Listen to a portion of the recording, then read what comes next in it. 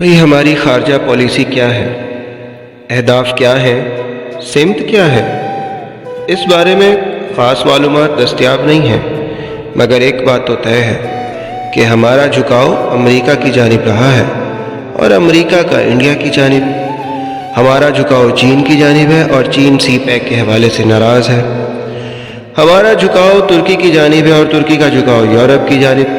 پھر کبھی ہمارا جھکاؤ سعودی عرب و متحدہ عرب امارات کی جانب ہوتا ہے تو ان کا اپنا جھکاؤ مفادات کی جانب ہو جاتا ہے، جبکہ اس ساری صورتحال میں ہماری خارجہ پالیسی مولا جٹ ٹائپ یعنی ایبسولوٹلی ناٹ پر اٹکی ہوئی ہے۔ دنیا 5th جنریشن وار جیت کر خوشی منا رہی اور 6th جنریشن وار فیئر کی تیاری کر رہی ہے، اور ہم ٹھنڈے کمروں میں بیٹھ کر نعروں میں مصروف ہیں۔ وقت اور حالات کہاں لے جائیں گے اس بارے میں خود حکومتی اہلکار بھی پریشان دکھائی دیتے ہیں۔ کمزور معیشت، بظاہر ناکام خارجہ پالیسی اور اندرونی جھگڑے کسی طور حالات کی سنگینی تو سمجھا رہے ہیں، مگر نوشتہ دیوار کون پڑھے؟ ہم دنیا سے بھلے بات کریں نہ کریں، خود سے تو سوال کر سکتے ہیں۔ ہمیں بحیثیت ریاست خود سے مذاکرات اور بات چیت کی ضرورت ہے۔ پاکستان کو خارجہ پالیسی کے میدان میں ہمیشہ سے حساس اور پیچیدہ مسائل کا سامنا رہا ہے۔ ایک مشکل خطے میں مشکل ترین تنازعات سے نبرد آزما ہونے میں خاص مہارت اور دانشمندی درکار ہوتی ہے۔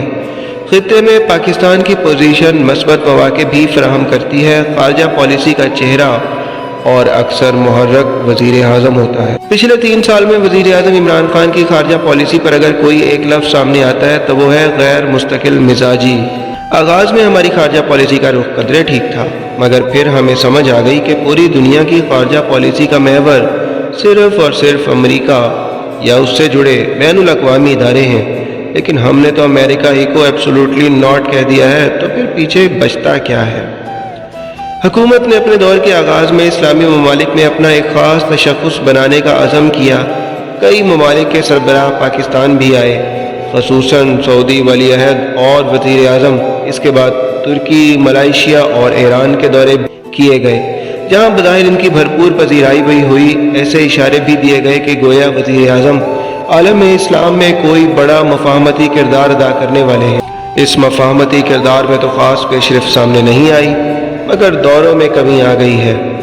پچھلے کچھ عرصے میں وسطی ایشیا میں کثیر فریقی کانفرنس کے علاوہ کوئی دورہ سامنے نہیں آیا، اور نہ ہی کسی سربراہ مملکت نے پاکستان کا دورہ کیا، جس سے یہ صاف ظاہر ہوا کہ اسلامی ممالک کے ساتھ تعلقات میں وہ گرم جوشی اب نہیں رہی جو حکومت کے آغاز کے دنوں میں دیکھی جا رہی تھی۔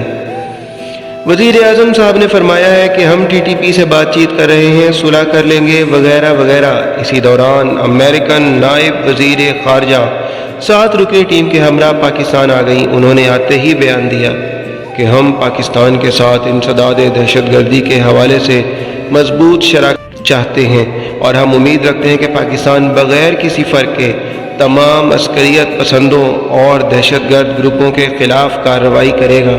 امریکی نائب وزیر خارجہ کا یہ بیان پاکستان کے حوالے سے امریکی حکومت کی پالیسی کو واضح کر رہا ہے، یعنی ہماری مولا جٹ پالیسی کی وجہ سے امریکہ خوش نہیں ہے۔ سوال یہ پیدا ہوتا ہے کہ کیا امریکہ کے ساتھ تعلقات میں سرد مہری قصدن ہے؟ کیا ایسا کرنا ہمارا مفاد ہے؟ ان دونوں کا جواب حکمرانوں کے پاس ہی ہو سکتا ہے۔ ہماری طرف سے کچھ جذبات اور کچھ جلد بازی پر مبنی اشارے داخلی طور پر تو حکومت کے لیے مقبولیت کا سبب بنے ہیں، مگر واشنگٹن DC میں امریکن سینیٹرز کا ایک بڑا گروہ پاکستان کے بارے میں منفی اقدامات کی تجاویز دے رہا ہے۔ پھر سی پیک جیسا منصوبہ بھی ہماری انا کی بھینٹ چڑھتا جا رہا ہے، اور پھر ہم کسی بڑے منصوبے کے بعد چھوٹے چھوٹے منصوبوں کو بھول جاتے ہیں۔ حالیہ دنوں میں اس خبر پر نہ تو توجہ دی گئی اور نہ ہی حکومت اسے کیش کرانے میں کامیاب ہو سکی کہ ابھی پچھلے ہفتے اسلام آباد Tehran Istanbul road transport corridor کا افتتاح ہوا ہے۔ اس منصوبے کی بنیاد 2011 میں ترکمانستان میں منعقد ہونے والی اکنامک کارپوریشن آرگنائزیشن ECO میں رکھی گئی تھی۔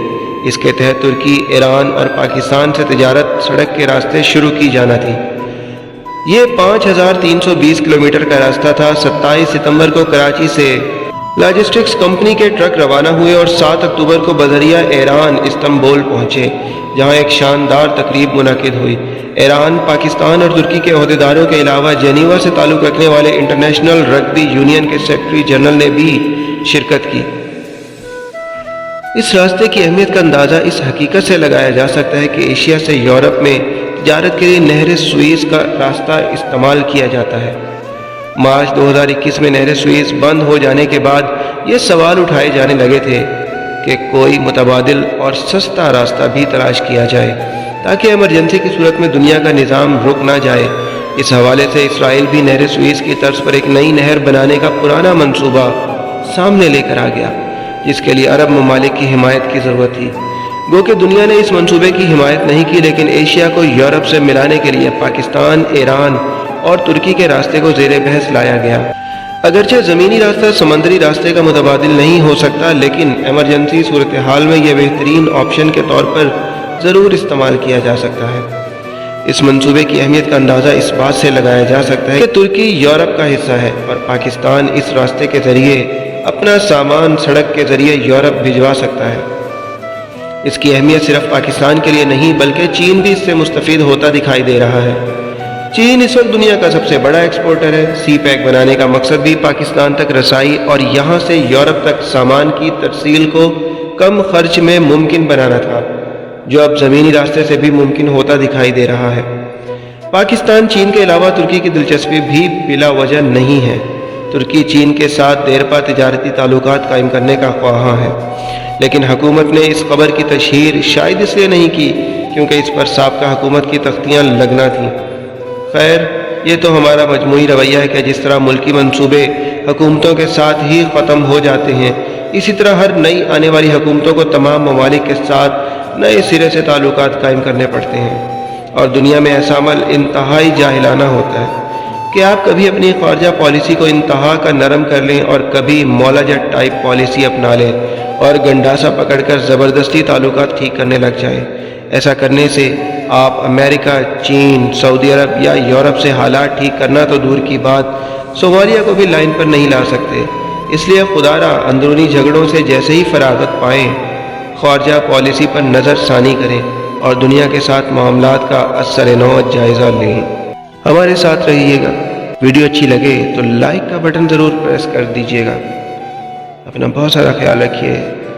دانش راجہ کے ہمراہ، اللہ حافظ۔